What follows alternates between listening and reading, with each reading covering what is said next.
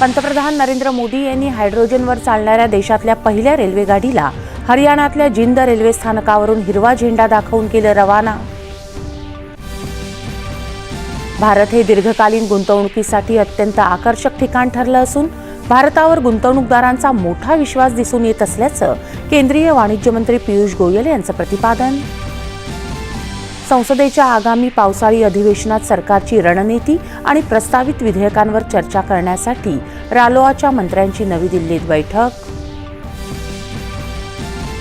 भारतीय मतदार यादी हा कालानुरूप बदलणारा सजीव दस्तऐवज असल्याचं निवडणूक आयुक्तांचं प्रतिपादन।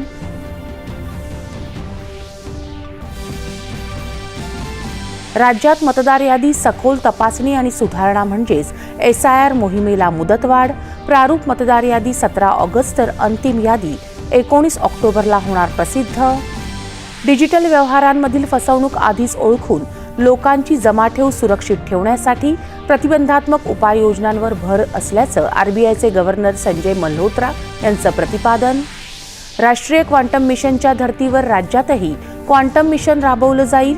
दरवर्षी 5000 क्वांटम कुशल मनुष्यबळ तयार करण्याचं उद्दिष्ट मुख्यमंत्री।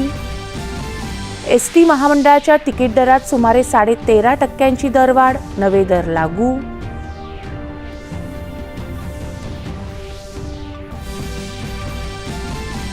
वेस्ट इंडिजचे ज्येष्ठ क्रिकेटपटू गॅरी सोबर्स यांचं वयाच्या 89व्या वर्षी निधन।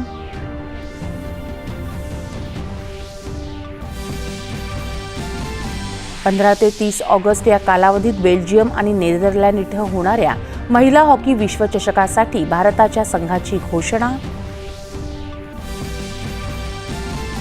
आणि शोषित, वंचित आणि कष्टकरी वर्गाचं दुःख आपल्या साहित्यातून अत्यंत प्रभावीपणे मांडणारे साहित्यरत्न लोकशाहीर अण्णाभाऊ साठे यांचा आज स्मृतिदिन।